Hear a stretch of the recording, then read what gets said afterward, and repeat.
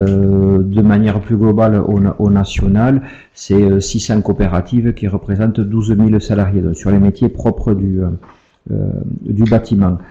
Et la fédération donc, est engagée sur plusieurs domaines, plusieurs sujets, et notamment sur le sujet qui nous concerne, avec de nombreuses signatures et des chartes d'engagement contre la main-d'œuvre illicite, donc qui se décline soit au niveau régional, soit au niveau départemental. La fédération aussi a initié en 2009 au national une démarche novatrice autour de la RSE. De la RSE, donc la responsabilité sociétale des entreprises. Et c'est dans cette démarche-là que j'ai inscrit l'entreprise Cousoran Construction, puisque il y avait une démarche pilote en Midi-Pyrénées. Donc, Cousoran Construction, ça ne parle pas à tout le monde, mais comme il y a au moins un mot qui parle à tout le monde, c'est la construction. Le Cousoran, c'est un petit pays au milieu du petit département qu'est l'Ariège. Donc voilà le nom de Cousoran Construction. C'est une entreprise qui a 21 ans sous forme coopérative, qui avait 50 ans sous une précédente forme, donc on peut dire qu'il y a 70 ans d'ancienneté, avec des métiers historiques, et la maçonnerie en général, la charpente couverture, et avec, je dirais, une évolution vers les métiers du génie civil il y a une quinzaine d'années, vers les métiers de l'ossature bois, du désamiantage et récemment de la conception-réalisation. Donc, comme toute entreprise du BTP, nous avons été confrontés à la crise dans les années 2007. Pour illustrer cette crise-là, nous étions 85 en 2007, avec 8,7 millions d'euros de chiffre d'affaires. Aujourd'hui, à l'heure où je vous parle, on fait un chiffre d'affaires entre 6,5 millions et 7 millions, et nous ne sommes plus que 56 salariés. Donc vous voyez là l'adaptation par rapport à la crise. Donc nous on s'est adapté ainsi, et puis ensuite on a travaillé d'autres volets, donc j'y reviendrai, je le développerai juste après, donc des volets d'un point de vue activité, donc dans la diversification, et ensuite sur un positionnement, et le positionnement on l'a travaillé autour de la RSE. Maintenant, si je prends un peu de recul de ce qui s'est passé en 2007, donc la crise est arrivée, la conséquence de la crise, ça a été une baisse d'activité. Qui dit baisse d'activité, des réactions diverses et variées des entreprises sur le marché, donc c'est le marché national essentiellement, mais décliné dans toutes les régions, c'était exactement les mêmes démarches. Donc ça a été la réponse pour être compétitif, mais dans un premier temps, c'est fortement développé la sous-traitance, donc était pas une sous-traitance de nécessité pour des compétences qui n'étaient pas intégrées dans les entreprises, mais de la sous-traitance pour répondre à une baisse de marché et surtout à une baisse de prix. Voilà, donc ça a été le premier, je dirais, le premier phénomène. Comme la crise a duré de plus en plus dur, c'était pas suffisant. Alors quand je dis sous-traitance à des entreprises basées sur le territoire. Le deuxième phénomène qui est naturellement apparu, c'est la main-d'œuvre détachée, qui a été la deuxième réponse à apporter par la profession, pour pouvoir toujours rester sur un marché et rester compétitif sur un marché. On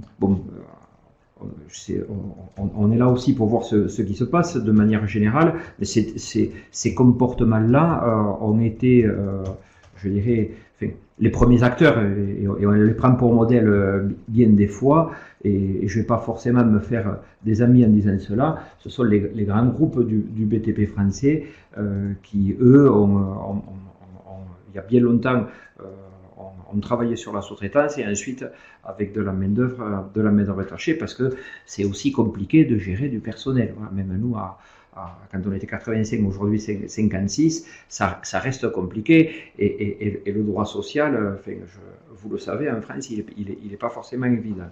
Enfin, bref, je referme la parenthèse sur le sujet. Tout ça pour dire que ça a été des réponses par rapport à la crise. Par rapport à l'ADN que sont les coopératives et à l'ADN de Couserans Construction, c'est une voie vers laquelle je me suis toujours refusé d'aller, pour la simple et bonne raison que nous avons une culture métier. J'ai balayé rapidement tout à l'heure les secteurs d'activité, mais nous avons plus de 20 qualifications métiers. Donc, qui dit qualification métier, dit du personnel, des salariés qualifiés.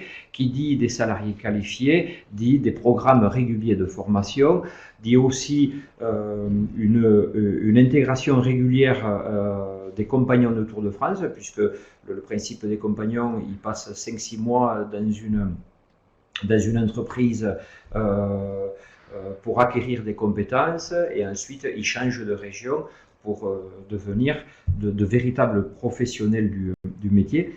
Voilà, donc ça fait partie de la culture de l'entreprise. Autre point qui est important par rapport à la culture de l'entreprise, nous avons la chance sur notre territoire d'avoir un lycée professionnel, lequel lycée professionnel forme des jeunes dans nos métiers, mais du CAP, BEP, BP, et récemment Bac Pro. Donc naturellement, ça amène à avoir, je dirais, un vivier potentiel sur notre territoire. Donc, en étant déjà dans cette dynamique-là, avec cette philosophie de travail et avec une approche qualitative du métier, on s'est naturellement tourné vers la RSE. La RSE nous a paru, on s'est dit, mais pourquoi on ne l'a pas fait avant? Pour la simple et bonne raison qu'on menait des actions dans différents domaines, et la RSE est venue mettre une signature à notre démarche. Puisque la RSE, il y a 3 volets fondamentaux. Il y a le volet économique, il y a le volet social et le volet environnemental. Bon, pour le sujet qui nous préoccupe, c'est naturellement le volet social. Ceci dit, pour pouvoir exister socialement, il faut être viable économiquement.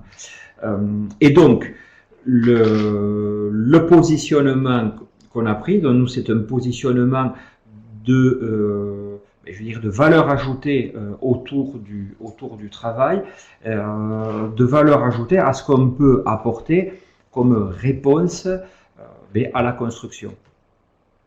Puisque si on regarde la construction et telle qu'elle est regardée malheureusement par un maître d'ouvrage, je dis malheureusement puisque là je vends la construction, mais on est tous acheteurs à nos œuvres, et bien entendu on regarde en bas à droite donc le fond du devis et du prix qui est apposé.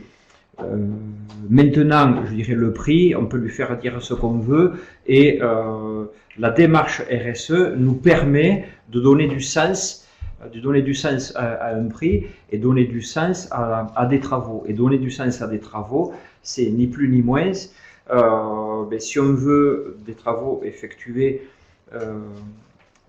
des travaux de qualité, donc effectués dans les règles de l'art, effectué avec les normes qui régissent notre métier, mais ça nécessite de l'investissement, ça nécessite de la formation.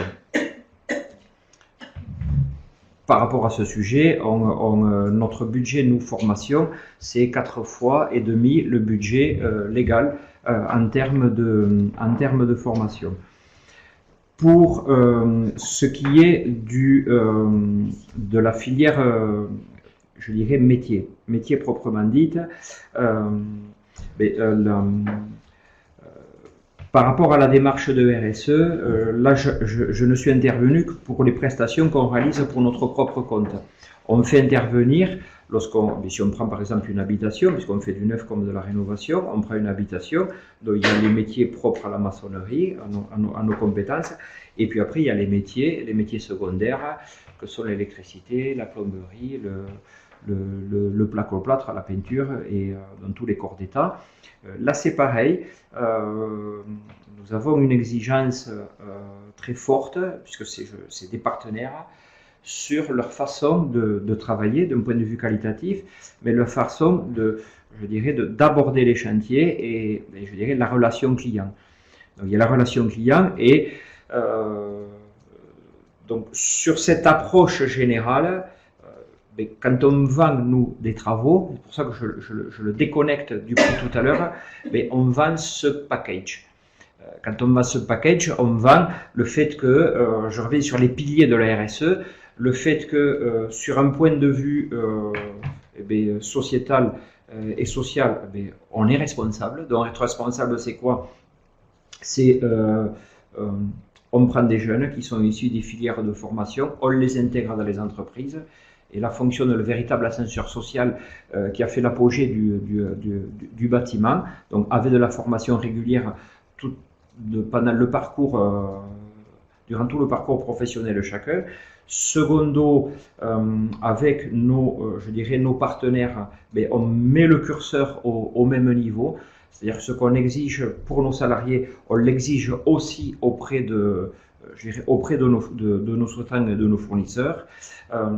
Pareil, qui sont sur notre territoire.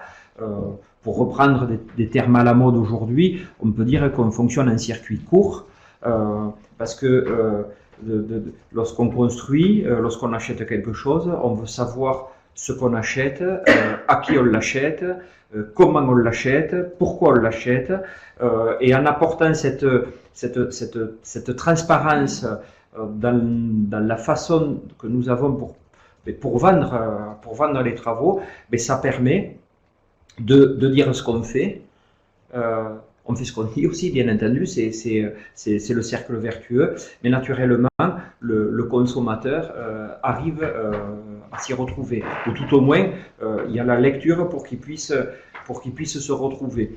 Donc voilà, nous, le positionnement que nous avons pris sur la RSE et qui nous permet de nous différencier, et pour pas rentrer dans cette, je vais l'appeler comme ça, dans cette spirale infernale du recours à de la main-d'œuvre détachée, à de la main-d'œuvre à bas coût, et qui, bien entendu, donc on n'est plus compétitif. Bon, on ferme les yeux sur toutes les conditions de travail et horaires de travail. Bon voilà, donc ça nous permet de passer ce cap-là. Alors, je ne dis pas que ça fonctionne à merveille, mais tout au moins, c'est ce qui nous permet, tout au moins, de nous maintenir et d'être en capacité aujourd'hui d'être économiquement viable, de gagner notre vie. Qui dit gagner notre vie, dit aussi on réinvestit. On investit dans quoi? On investit, il y a deux types d'investissements. On réinvestit sur les hommes qui composent l'entreprise, et on réinvestit aussi dans l'outil de travail pour nous permettre de rester compétitifs. Alors c'est vrai que là je l'oriente vers le particulier ou vers le professionnel, où on peut discuter autour d'une table. C'est plus compliqué lorsqu'on répond à des marchés publics. Puisque dans les marchés publics, il y a des règles qui régissent les marchés publics, et il y a des critères. Alors, c'est vrai que les critères des marchés publics classiques et traditionnels sont le prix, sont la qualité on appelle ça le mémoire technique, et on met des pourcentages et on intègre le délai. Voilà, donc ça, ce sont les grands critères des marchés publics. Il y a peu aujourd'hui d'acheteurs et de collectivités qui intègrent l'autre volet qui est, parce que la RSE c'est de l'innovation sociale, qui intègre ce volet innovation. Alors, à l'heure des charges, le code des marchés n'est pas assez réfléchi sur ces thématiques-là pour pouvoir les intégrer facilement. Au demeurant, il y a quelques collectivités quand même qui se grattent la tête pour faire en sorte de le prendre en considération. Je me souviens, et je l'ai dans mon bureau, je l'ai affiché, je ne suis pas là pour faire de politique, mais je me souviens que la mandature en cours avait mis en première ligne la RSE. Alors, ça met du temps avant de se mettre en œuvre. C'était au premier jour de la nomination d'Emmanuel Valls. En disant je vais mettre en avant la RSE dans les marchés publics. Bon, on est en 2017, c'est pas encore le cas. Bon, de le dire c'est bien, de le faire c'est mieux. Bon, tout ça pour dire que si on veut arriver à traiter le sujet de la problématique de la main-d'œuvre détachée, parce que c'est une approche, on va dire, de réponse à une crise, c'est pas une approche parce qu'on n'a pas les moyens de répondre. Donc ça doit être intégré par tous les acteurs de la chaîne. Quand je dis tous les acteurs, c'est à la fois le maître d'ouvrage, qu'il soit public ou privé, à la fois ceux qui vont naturellement intervenir dans l'acte de construire, mais ça ne doit pas être qu'une parole en l'air. Or, ça m'arrive souvent à faire ce parallèle-là. C'est un peu comme le réchauffement climatique. Le réchauffement climatique, aujourd'hui, je pense que même à l'échelle planétaire, on est tous d'accord, on constate que effectivement, il y a un réchauffement climatique. Maintenant, quand on le ramène à soi, la part qu'on s'alloue dans la responsabilité du réchauffement climatique, bon, on se dit, bon, moi de mon côté, c'est pas à ma petite échelle que je vais changer quoi que ce soit. Et donc du coup, qu'est-ce qui se passe? On en parle, certes, il y a des COP, on est à la COP 21 ou 22, là, je ne sais plus quel est le nombre. Pour autant, on voit que ça bouge pas outre mesure, mais de notre côté, il y a quand même une urgence. Et donc, je reviens à la problématique de la main-d'œuvre détachée et autour de la RSE, c'est la même chose. C'est-à-dire que lorsque moi il m'arrive de discuter avec des maîtres d'ouvrage publics, me disant et oui effectivement tu as raison ou vous avez raison, mais maintenant nous de notre côté on a des contraintes budgétaires. Alors comment on fait? Donc pour dire que tout le monde en a conscience, mais après bon en se disant finalement je ne suis pas responsable. Et donc du coup pour pouvoir réinverser les curseurs et redevenir à des cercles vertueux, parce que quand je dis un cercle vertueux, si les jeunes conformes dans nos établissements scolaires ne trouvent pas place dans la société lorsqu'ils sortiront de leur cursus professionnel, si les entreprises on ne les intègre pas, je ne sais pas ce qu'ils vont effectivement devenir. Et donc là, on a un véritable rôle. Et pour pouvoir jouer notre rôle, il nous faut la matière pour pouvoir le jouer. Donc nous, on a l'entreprise, on va dire qu'on a un moteur. Et si on n'a pas le carburant pour avancer ce moteur, et si on ne sait pas dans quelle direction on doit aller, ça reste relativement compliqué. Et donc, pour terminer sur ce sujet-là, la RSE, aujourd'hui, c'est très novateur. Il y a peu d'entreprises qui s'y sont lancées. Nous, on s'y est lancé pour la simple et bonne raison en se disant c'est effectivement un moyen pour donner une signature par rapport à ce qu'on fait et de manière à nous détacher, à nous démarquer des autres entreprises qui sont dans cette spirale, je dirais, parce que c'est subi plutôt que choisi, qui sont dans cette spirale de, je dirais, le prix, et pour répondre au prix, de la main-d'œuvre détachée, de la main-d'œuvre bas coût, et pour certaines qui sont en dehors, je dirais, en dehors des clous, avec du travail illégal carrément. Bon, moi je considère que ça aura une fin. sera une fin forcément parce que on ne pourra pas descendre plus bas que bas, parce qu'à force de, je dirais, une entreprise, sa vocation c'est de gagner de l'argent, c'est pas d'en perdre. Si on prend les grands acteurs, même si on prend les majors du territoire en France, ils ont des difficultés à gagner leur vie. Aujourd'hui, ils font les rééquilibres à l'échelle internationale, ils font des rééquilibres dans notre secteur d'activité. On a tendance à dire que quand le bâtiment va, tout va.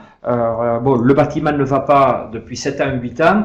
Il y a quelques embellis là depuis le mois depuis cet été et sur le début d'année. Bon, il faut pas non plus crier victoire, puisque c'est aussi les conséquences avec les lois NOTRe, avec des regroupements des communautés des communes, des collectivités, des régions, qui devaient effectivement lancer des programmes avant de les déverser et de les intégrer dans les nouvelles configurations.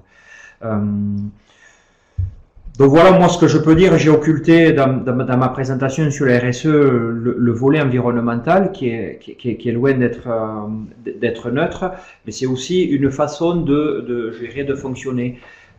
Et le volet environnemental, nous on le met en avant dans la façon dont on a de traiter les déchets sur les chantiers, dans les relations qu'on peut avoir avec des entreprises partenaires. Et la démarche RSE, je vais en citer un. Nous, bon, on est 60.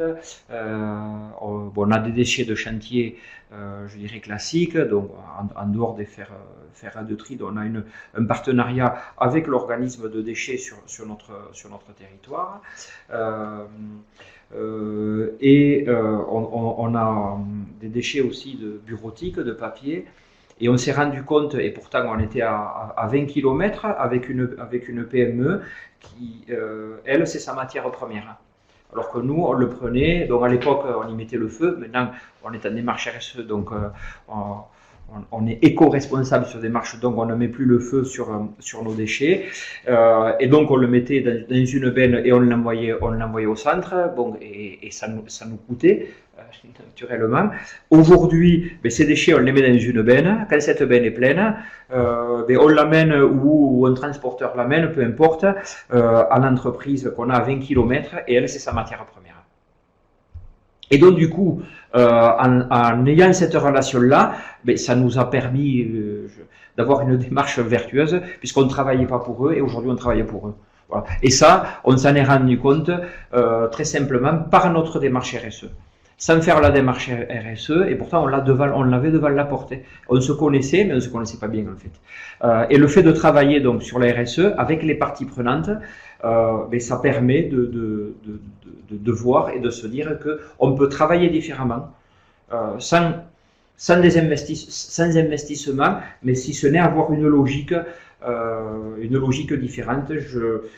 J'ai besoin de matières premières, j'ai besoin de main d'œuvre, j'ai besoin de construire pour vivre et fonctionner, et donc du coup je dois répondre aussi aux problématiques des problématiques économiques et de consommation, puisque le pouvoir d'achat en général est en diminution, et donc c'est d'être en capacité aussi de s'adapter par rapport à cela. Et en ce moment, dans nos réflexions, avec un groupement là de coopératives, on a une réflexion d'une offre produit sur un habitat en bois, par rapport à la filière, donc on vient sur la filière bois, la matière première, et ainsi de suite, sur un habitat à bois avec une éthique j'achète local, je transforme local et je construis local.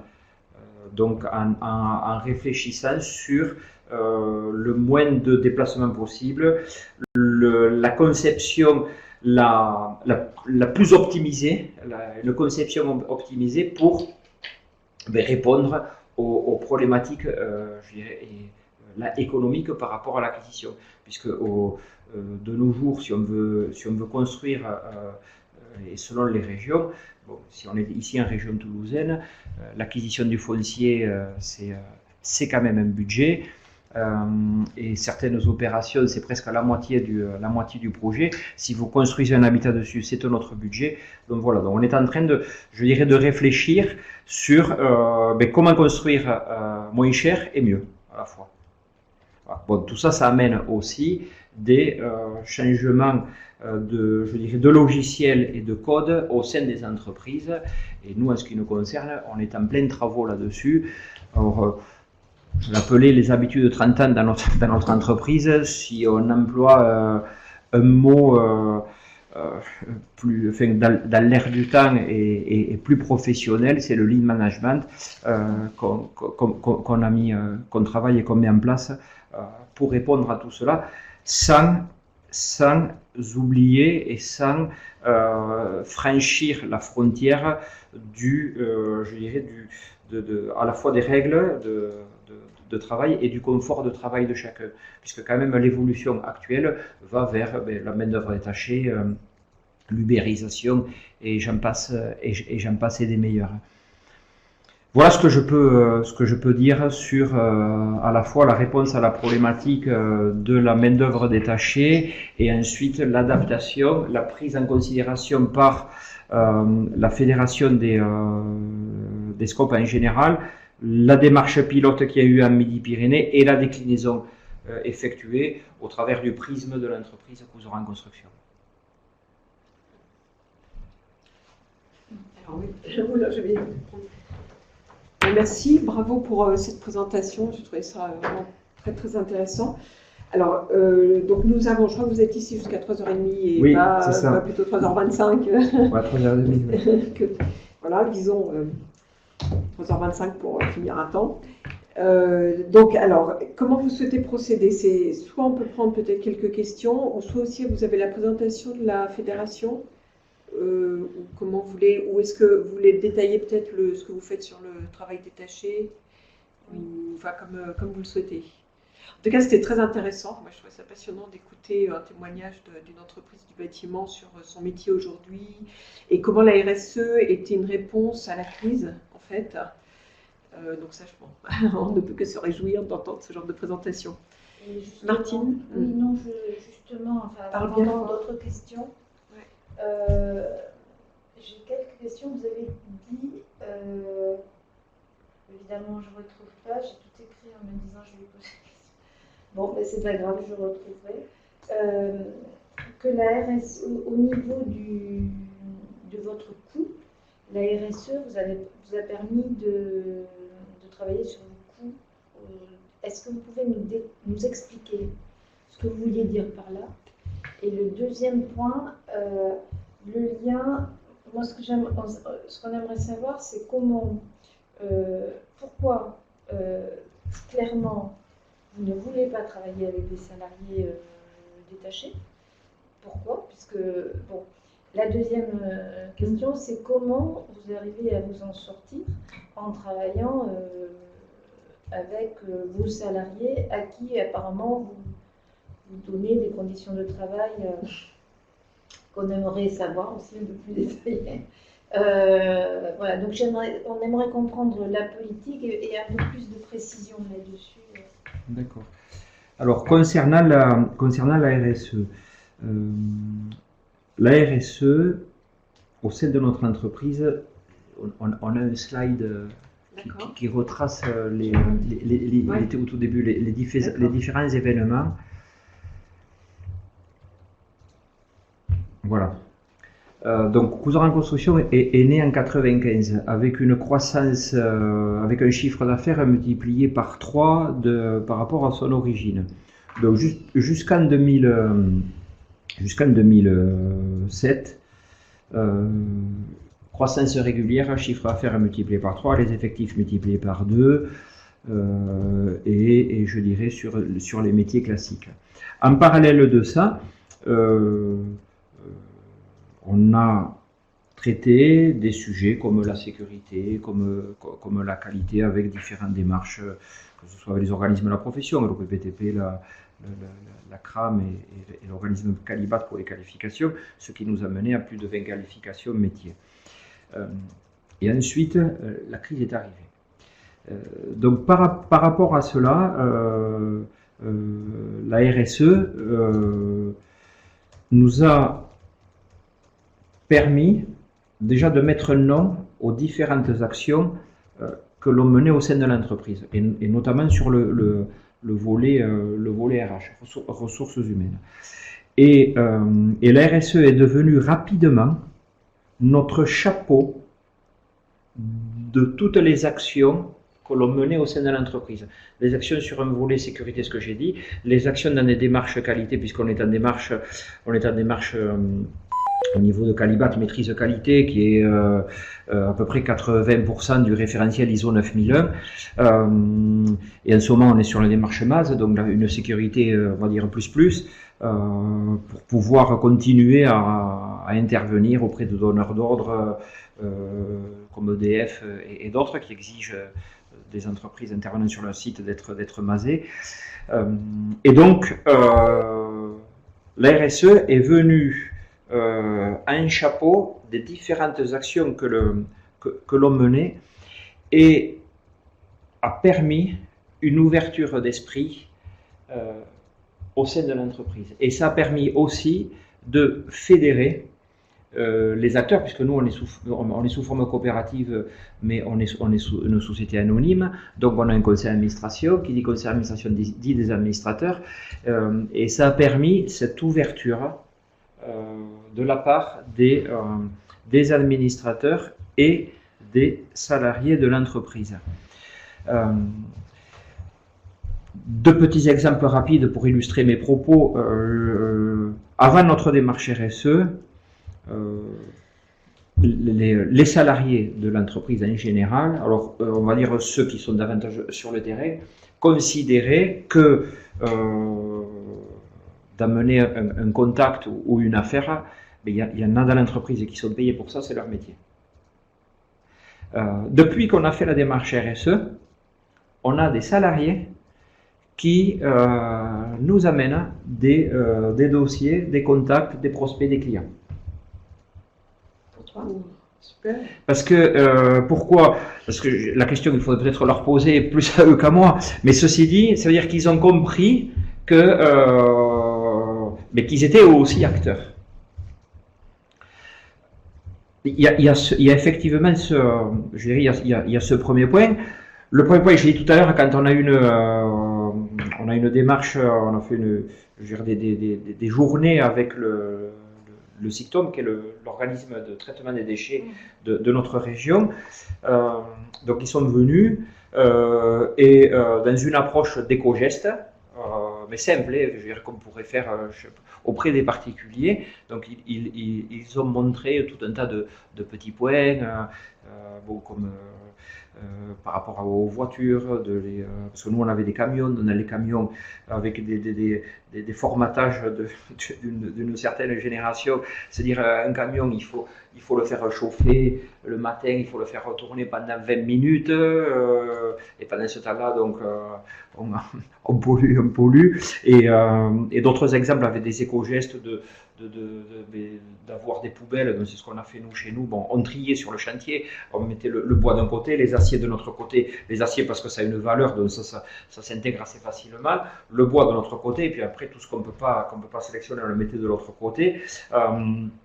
Mais après par rapport à des démarches individuelles, et nous aujourd'hui dans toutes les parties administratives, on a une poubelle pour le papier, une couleur verte, on l'a symbolisé comme ça, et une autre poubelle marron pour ce qu'on ne peut pas mettre en papier, les plastiques, ainsi de suite. Et c'est ces fameuses poubelles vertes qu'ensuite on déverse dans notre grande benne, et qu'ensuite on amène à la papeterie qui en a besoin pour matière première. Et donc du coup, je rigole en le présentant, mais ceci dit, ça a eu un impact d'attitude de chacun de nos salariés, et cette attitude-là, elle se retraduit ensuite dans le comportement qu'ils ont sur le chantier, à la fois la façon d'opérer et de fonctionner, de ne pas jeter des papiers à l'air, ainsi de suite. Et donc ça amène quoi? Ça amène à la lecture quand on est chez quelqu'un en se disant cette entreprise-là, ils prennent soin, ils rangent, et donc ça dénote une image sérieuse. Et ça, nos salariés l'ont intégré parce que dans la démarche RSE, il a fallu qu'on traite le volet environnemental. Et bon, je vous avoue, le talon d'Achille pour les entreprises de bâtiment, c'est un talon d'Achille le volet environnemental, et en se disant, mais voilà, c'est pas un grand mot, qu'est-ce qu'on y met à l'intérieur, avec des gestes très très simples. Et du coup, ça amène aussi, parce que je parlais de valeur ajoutée tout à l'heure, c'est un élément de valeur ajoutée.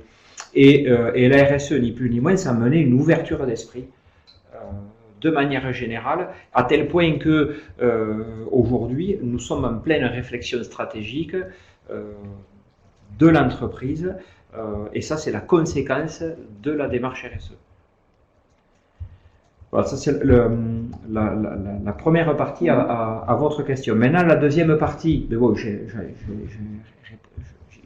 répondu, j'ai amorcé de la réponse, c'est comment faire pour vivre aujourd'hui, en 2017, sans faire appel à la main-d'œuvre détachée. Mais la main-d'œuvre détachée, il y a deux types de main-d'œuvre détachée. Il y a de la main-d'œuvre détachée qualifiée et il y a de la main-d'œuvre détachée qui est moins qualifiée. Donc, par rapport à la main-d'œuvre détachée qualifiée, il n'y a pas de raison qu'elle ne réalise pas gérer les travaux dans les règles de l'art, dans les délais impartis, et ainsi de suite.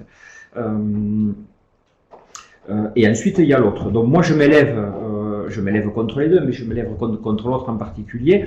C'est-à-dire que on est en train de scier la branche sur laquelle on est assise.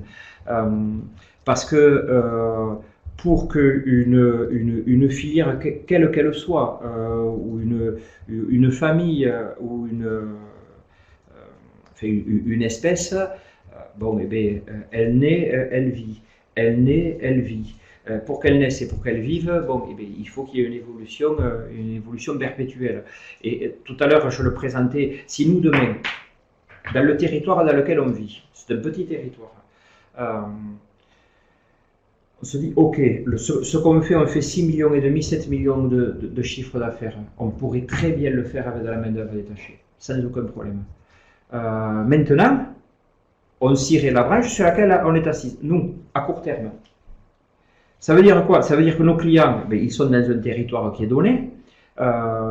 Si effectivement, on ne prenait pas des jeunes du territoire, qui sont les fils des familles qui vivent dans notre région, si ces jeunes-là, ils vont dans l'établissement scolaire, si demain ils n'ont pas de débouchés, et si nous, l'entreprise, parce qu'on a un rôle économique, j'ai dit tout à l'heure, on est là pour gagner de l'argent, pour investir. Mais on est là aussi pour avoir un rôle social, parce qu'une entreprise, c'est quoi? C'est ni plus ni moins, c'est l'intégration des jeunes qui sortent de l'école et qui ensuite arrivent dans le milieu professionnel. Et donc, si on ne se sent pas responsable et on n'intervient pas en tant que tel, mais demain, mais des jeunes, il y en aura moins dans nos métiers.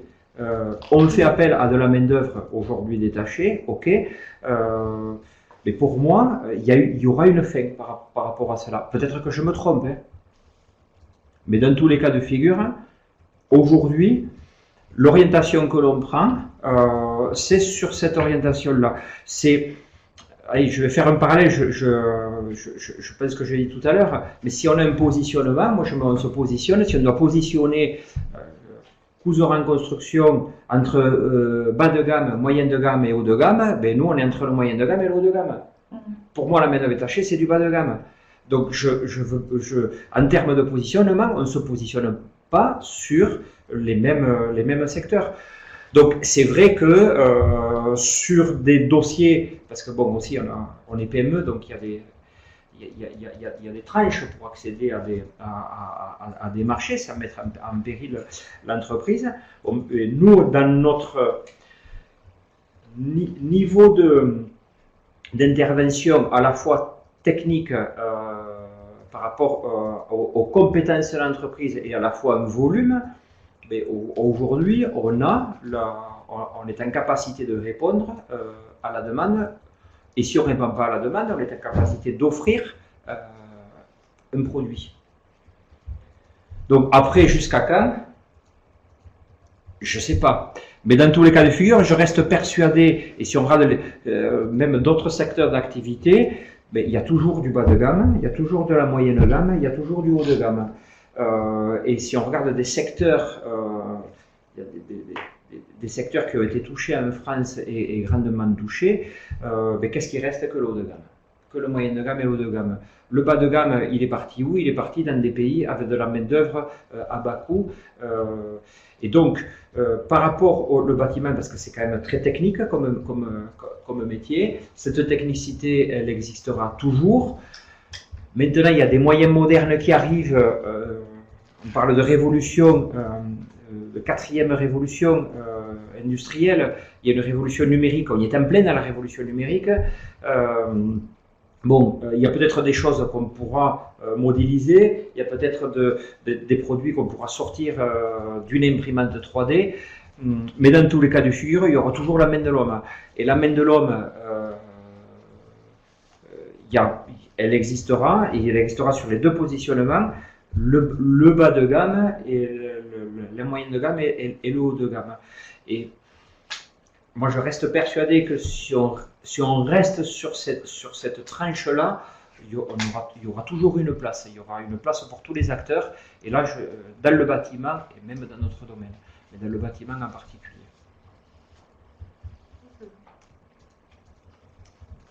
Est-ce que j'ai répondu à votre question? Très, très bien. Martine? Et le fait d'être une coopérative, ça change quelque chose? Ça veut dire que les salariés étant dans la gouvernance, ça a un impact ou pas? Mais le fait d'être une coopérative, ça permet... Alors, je veux dire, on a le statut qui facilite la participation des salariés. Et donc, du coup, ça permet à chacun de se dire je suis co-entrepreneur.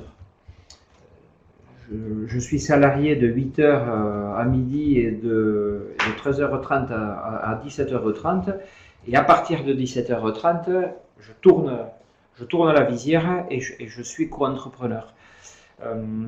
Donc oui, puisque c'est, je dirais ça, il y a cette implication-là qui permet de se rendre compte que l'outil de production, eh bien, il n'est pas à une famille, il n'est pas à un actionnaire ou à 2-3 actionnaires, il est un collectif. Et naturellement, dans l'approche, c'est une approche on n'est que de passage, hein, on est de passage sur Terre, on est encore de passage dans une entreprise. Et c'est de dire, c'est un outil, c'est un véhicule, l'entreprise c'est un véhicule, et ce véhicule-là, à une étape donnée, bon, ben, on fait en sorte de bichonner, d'entretenir ce que nous ont transmis les anciens, et on fait en sorte, voilà, si on peut l'embellir, on l'embellit, si on peut l'agrandir, on l'agrandit, si on doit lui faire prendre une autre orientation, on lui fait prendre une orientation, et naturellement, d'être en coopérative, mais en le travaillant, je dis bien en le travaillant, puisque nous, par rapport à ça, on a mis en place une charte, qui est une charte associée. Il y a 11 points, et sur les 11 points, c'est vraiment, c'est un engagement, chacun je peux dire, a prêté serment.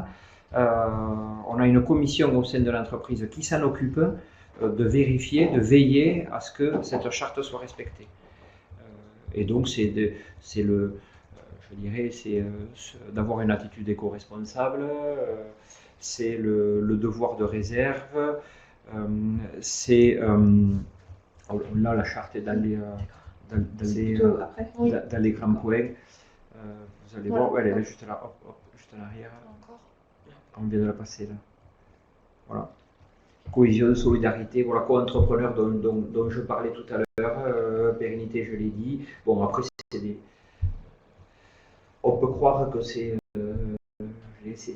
des mots qui sont utilisés assez régulièrement.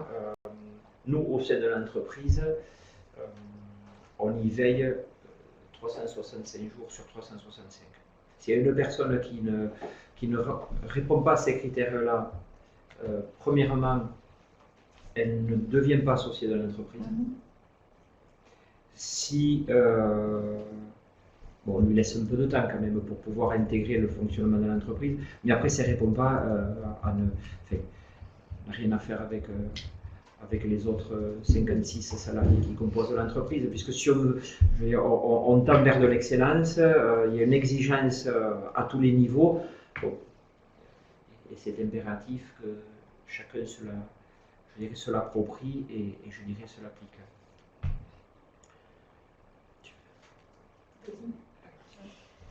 Merci, très, très intéressant encore. J'étais intéressée en particulier par quelque chose qu'on a évoqué ce matin, c'était que les entreprises n'arrivaient pas forcément à valoriser leur démarche RSE par rapport à la performance de leur entreprise, que ce soit commercialement, peut-être en termes de taux de marge, voilà, différents critères qu'on pourrait imaginer.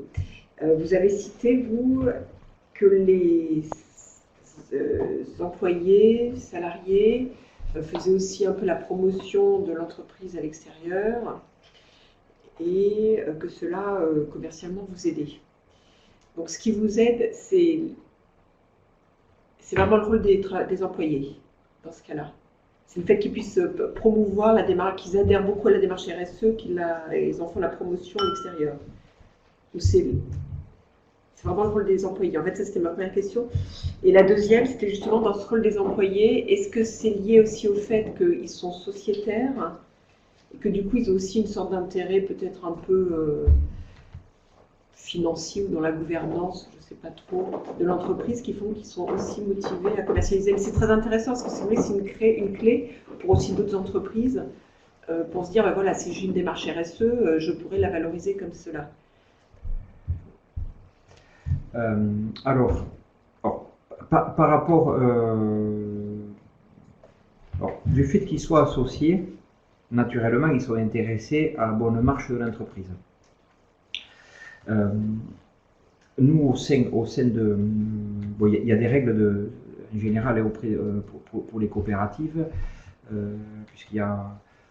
La première règle, c'est quand dans les régimes classiques, c'est 5% en réserve légale, dans les coopératives, c'est 15%, donc de réinvestir dans l'entreprise.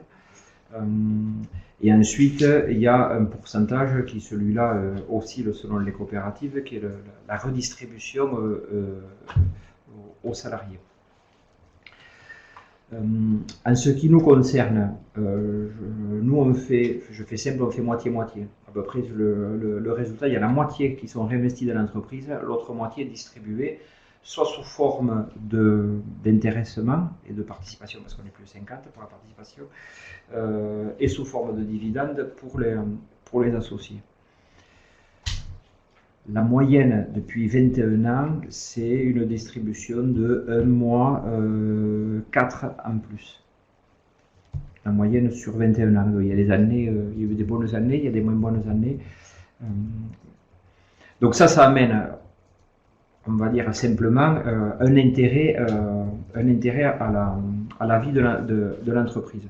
Mais ceci dit, je dirais, c'est pas suffisant, parce que c'est comme tout. Lorsque vous avez l'habitude d'avoir, je dirais, un accord, un intéressement ou un chèque tous les ans, bon, eh bien, au bout de 5 ans, je dirais, c'est dans la normalité.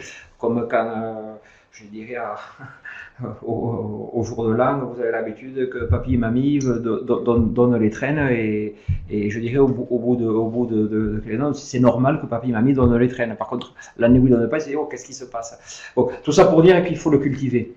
Et pour le cultiver, mais là c'est un travail, pareil, c'est un travail je dirais de tous les jours pour démontrer que qu'une entreprise en 2017, les personnes qui la composent sont acteurs, chacun à leur niveau, sont en capacité d'apporter pierre à l'édifice. Et donc apporter pierre à l'édifice, tout à l'heure, c'était un exemple par rapport à cela, c'est-à-dire que les salariés de Cousin en construction, suite aux démarches de RSE, parce que on a fait des campagnes sur le terrain,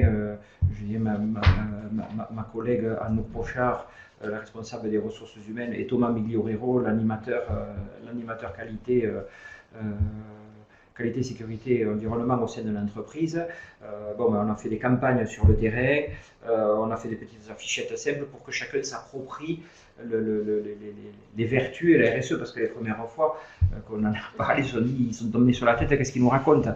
Et là, ils se sont rendus compte que eux, simplement, ils côtoient du monde, dans leur famille, dans les associations, avec les enfants, et puis sont vecteurs et porteurs de l'image de l'entreprise. Et dans l'autre sens, en menant ce travail-là, on s'est rendu compte, quand je dis là, la direction de l'entreprise et moi en premier, qu'on avait un potentiel inimaginable en se disant un tel, il est dans telle association sportive, telle association caritative, et ainsi de suite. Et donc, du coup, on a eu un champ de prescripteurs potentiels et nous, de clients potentiels, qui s'est naturellement ouvert. Donc, c'est pour ça que je dis, ça c'est, quand je parle de démarche RSE, c'est vraiment une ouverture d'esprit, elle est à tous les niveaux. Et vous êtes puisque vous êtes président de la SCOP Midi-Pyrénées, la Fédération des SCOP du Sud-Ouest. Oui. Combien d'entreprises sont dans cette démarche? Alors, à l'heure actuelle, il y a 4 entreprises qui sont évaluées RSE. Et sur combien? Alors, quand je dis 4 sur la région Midi-Pyrénées, il y en a 3. Le dernier. Et sur au national, à l'heure où on parle, pardon, il y en a 2 de plus au national qui ont été évalués. Sur 26 000. Non, sur combien d'entreprises? Au national, c'est 600. Et au régional, c'est 70. Il y a du travail. Il y a du travail, mais c'est une démarche pilote. Nous, on est évalué RSE depuis 2 ans maintenant. Il y a en ce moment, il y a une campagne au niveau national. À Midi-Pyrénées, il y en a 6 qui sont en train de préparer l'évaluation. Et elle a été adaptée, retravaillée avec la FNOR, puisque l'organisme évaluateur c'est la FNOR. Et il y a, on appelle ça le Simpli RSE, donc adapté pour les petites structures. Et pour compléter par rapport à ce que vous disiez tout à l'heure, effectivement, le bâtiment en général, et nous en particulier, on est mauvais en communication. Quand je dis qu'on est mauvais en communication, parce qu'on a une approche technique du sujet. Puisque ce sont des techniciens avant tout, et quand on voit un projet, on vend de la technique. Sauf que la RSE est un produit, mais c'est pas que de la technique, et c'est pas que le en bas à droite, parce que quand on reste sur la technique, on vient sur le en bas à droite, on s'enferme dans la relation, dans l'offre produit qu'on peut présenter. Merci. Merci. Des questions? Et pas de questions? Alors moi j'en ai. Vous aussi. Je comprends toujours pas comment. Attention.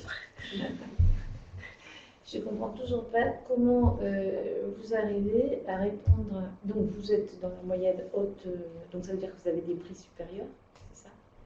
Vous êtes. Voilà. Comment vous arrivez à répondre à un appel d'offres public ou privé sur cette base-là? Et est-ce que vous avez des difficultés par rapport à d'autres entreprises qui ne seraient pas dans une telle démarche? Et qu'est-ce qu'il faudrait faire pour améliorer la situation? Alors, après je vous dirais, ça dépend il y a 2 choses. La première, si on prend un appel d'offres public, si on regarde les critères sur un appel d'offres public, et lorsque moi je vois 80% le prix, 20% le mort technique, le dossier je le prends, je le range. On ne répond même pas. Maintenant, quand sur un... Est-ce que vous pouvez expliquer pourquoi pour les gens pour la simple et bonne raison que quand 80% le prix, ça veut dire quoi? Les 20%, parce que je dirais le maître d'ouvrage, on est obligé de mettre 2 critères, on ne peut pas mettre qu'un. Donc de ce fait-là, il faut des pourcentages, et quand si on met 70 ou 80% le prix, ça veut dire que le seul regard qui est dans les critères du jugement porté sur les candidatures, c'est le prix. Maintenant, lorsqu'il y a des proportions équilibrées, donc lorsqu'on a le prix qui est à 60%, voire le prix à 50%, et je dirais le prix à 40%, et je vais vous donner des exemples et vous allez vite comprendre. Mais là, naturellement, la valeur ajoutée que peut apporter l'entreprise, les garanties que peut apporter l'entreprise, et je vais reprendre les piliers de la RSE, la garantie économique, la garantie environnementale et la garantie sociétale, le maître d'ouvrage, il en tient compte. Quasiment toutes les opérations, tout au moins qu'on a regardées, et sur lesquelles on a candidaté, et certaines on ne les a pas obtenues, mais d'autres on les a obtenues, les stations de traitement d'eau, puisqu'on intervient dans le domaine de l'eau. Sur les stations de traitement d'eau, le prix, il est entre 35%, 35%, 40%. La partie technique du projet, et dans la partie technique, j'ai vu des volets propres à la RSE intégrés, et lorsque ça pèse 70%, 65%, 60%, ça veut dire que le projet, comme il est sensible, puisqu'on parle de l'eau, ça veut dire qu'on construit des stations pour que les consommateurs et les habitants des différentes communes, lorsqu'elles ouvriront le robinet, il y a une eau potable qui va arriver, puisque là on touche au domaine de la santé. Voilà, donc là il y a un véritable sujet. Donc là il y a une sensibilité par les enjeux que représente ce type de construction. Et parce qu'on le regarde sous le volet de la santé. Alors, et dans d'autres projets, lorsque les éléments sont équilibrés, nous, on fait en sorte de mettre en avant nos points forts et de dire qu'un bâtiment, aujourd'hui, ne se regarde pas sous la simple fenêtre. Quand je le construis, il me coûte tant, mais je le regarde aussi sur ce qui va se passer pendant toutes les années qui vont suivre. Le bâtiment, c'est une garantie décennale. Et puis ensuite, vous avez une garantie, mais qui celle-là elle n'existe pas, c'est de se dire, mais qu'est-ce qui va se passer dans 15 ans, dans 20 ans, dans 30 ans, puisqu'on est censé faire des produits plus que durables. Et lorsque on regarde ce qui se passe depuis 2007, il suffit d'interroger les assureurs, depuis 2007, les sinistres dans le bâtiment, la sinistrée dans le bâtiment, elle est en flèche. Elle évolue, alors j'ai pas les chiffres en tête précis, mais ceci dit, elle évolue bien plus vite que la baisse d'activité du bâtiment en général. Ça veut dire quoi? Ça veut dire que les entreprises qui ont continué à répondre et à obtenir des affaires pendant ces années de crise-là, elle s'est faite au détriment de la qualité mise en œuvre sur le chantier. Et ça, c'est pareil, ça dure un temps.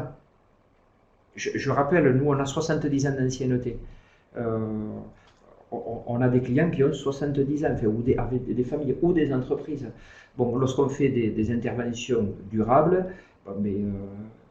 5 ans, 10 ans, 20 ans, 25 ans après, on pense à nous. Et ça, nous, on le met en avant.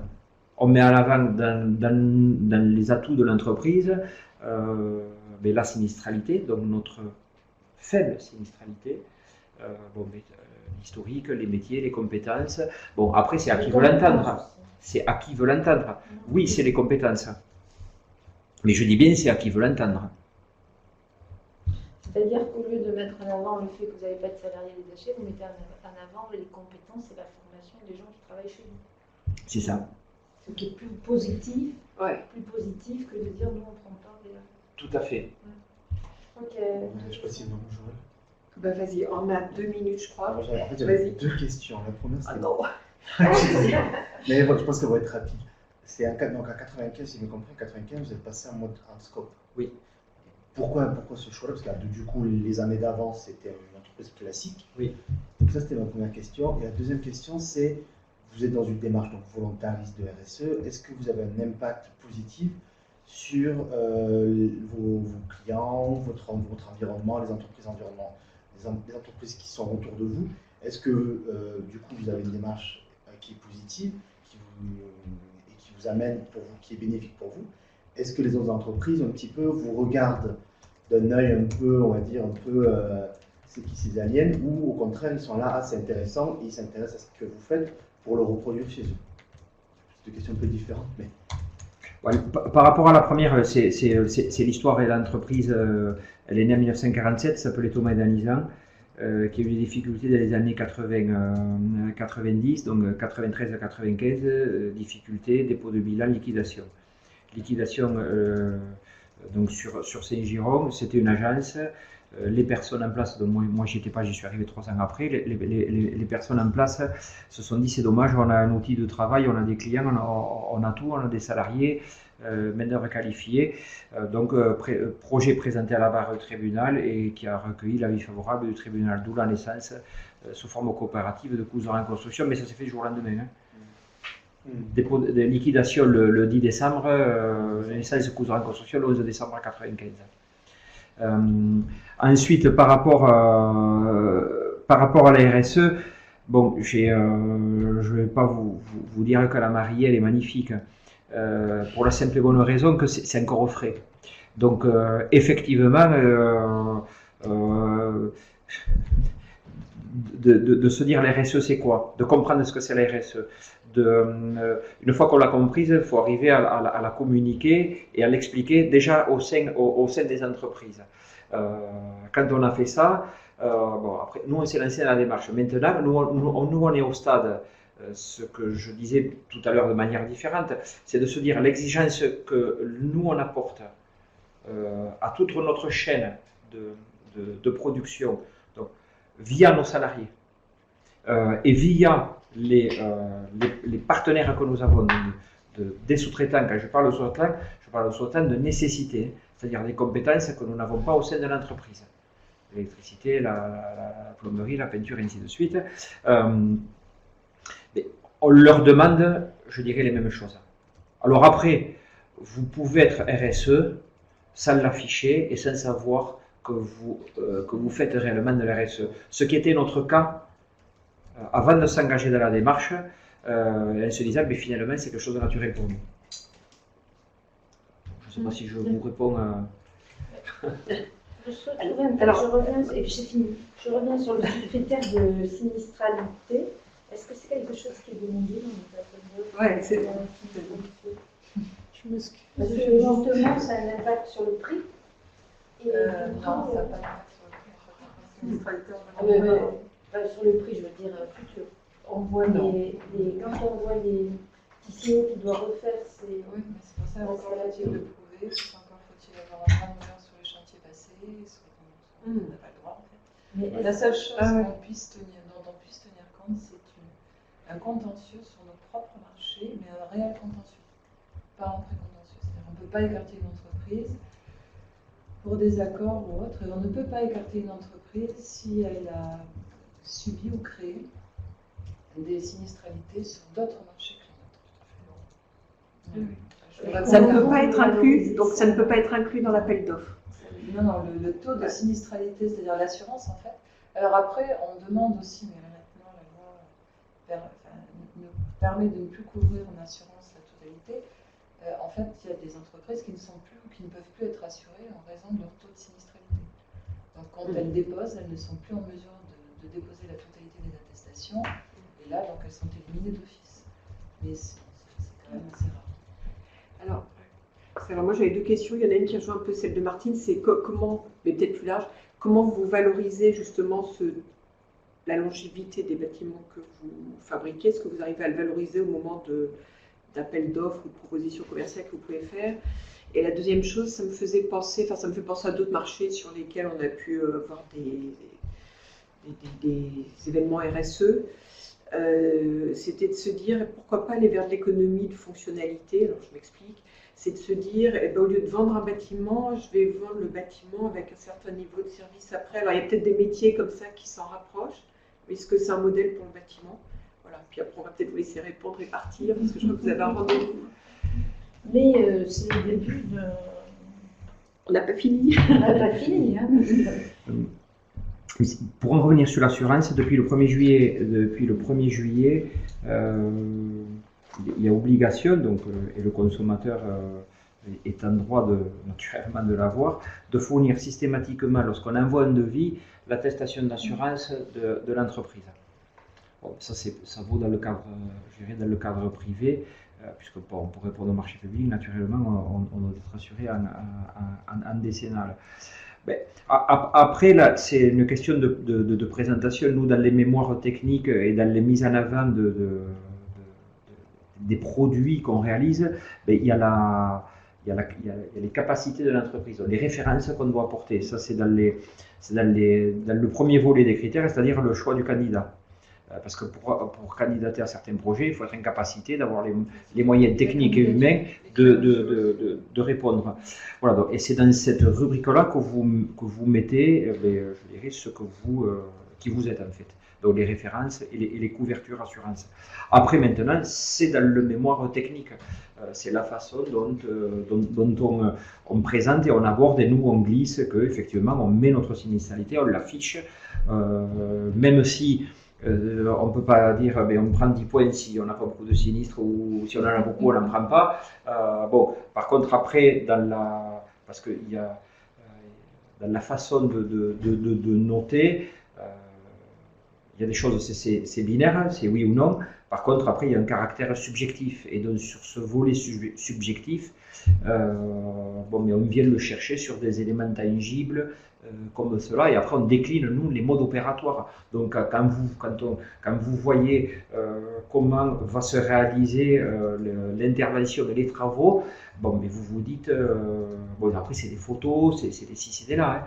Mais ça, c'est nous, c'est notre ADN. Et c'est le véritable savoir-faire je dirais, de l'entreprise. Maintenant, pour revenir à votre question sur la durée de vie du bâtiment après l'acte de construire, alors ça, ce sont par rapport au bâtiment, on le trouve sur des corps d'état secondaires, donc sur ceux qui ont de la maintenance proprement dite, donc c'est les lots, ce qu'on appelle nous les lots techniques, dans tout ce qui a trait à de l'énergie en particulier. Pour la construction, je dirais non directement, oui dans les schémas avec les PPP, puisque là, vous avez la durée, puisque ils peuvent durer jusqu'à 30 ans, certains PPP, et donc au-delà de 10 ans, la décennale termine et viennent les coûts de maintenance. Je parlais des projets de stations de traitement d'eau et d'épuration, c'est pareil, est intégré dans l'offre le volet maintenance. Il y a la construction et après, qu'est-ce qui va se passer puisqu'il y a une maintenance régulière. Par contre, vous avez raison de soulever la question parce que par rapport aux particuliers et autour de la RGE depuis quelque temps, on est sur ces phénomènes-là. Parce qu'il y a j'investis en isolation, je change mes menuiseries, donc je vais mieux isoler, je vais avoir un crédit d'impôt, un boni, et ainsi de suite. Mais par contre, je vais gagner en confort, mais ensuite je vais gagner en économie et ensuite en durabilité du bâtiment. Quand je parlais tout à l'heure des filières de circuits courts, autour de bois, de la matière première, de la mise en avant sur le volet environnemental, sur les déchets, ainsi de suite, c'est ce type de message. Alors là, c'est encore à l'état embryonnaire, puisque nous sommes en pleine réflexion pour mettre en avant ces produits-là. En fait, vous avez la capacité de relever dans les références les constructions déjà effectuées, les marchés déjà effectués. Et puis vous avez généralement, dans le bâtiment ETP, une note méthodologique au-delà de la fiche produit. Et là-dessus, on vous demande comment vous comptez tenir le planning, comment vous coordonnez le chantier, et comment vous évacuez également les déchets éventuels des chantiers. Et en fait, c'est sur cette note-là pédagogique où là, vous pouvez effectivement apporter tout le savoir-faire et développer le savoir-faire que vous possédez. Par contre, ce qui serait bien pour rebondir sur ce que vous dites, c'est l'engagement dans le mémoire technique, la théorie, et puis ensuite la réalité sur le terrain. Ça, ce serait, pour aller sur la maintenance et autres, bon, il y a des personnes qui phosphorent sur les évolutions des marchés et autres, mais en l'occurrence, c'est bien de dire ce qu'on va faire, mais c'est quand même mieux de faire ce qu'on a dit. En général, ils sont tenus. Donc là, il y a du travail. Si on met la méthodologie et les délais dans le marché que c'est pas respecté, normalement, on est en droit de rompre le contrat. Avec les enjeux qu'il y a sur les projets, des fois. Puis quelquefois, le maître d'ouvrage n'est pas neutre non plus. Dans Complètement. Complètement. La rupture des délais est quelque chose aussi de notre faute. Alors, vous avez un rendez-vous, je crois. Sur les RSE. Non. Merci beaucoup. Oui, merci. Très, très grand merci. C'était passionnant. Merci pour cette journée. Et puis, c'est le début d'un long processus pour essayer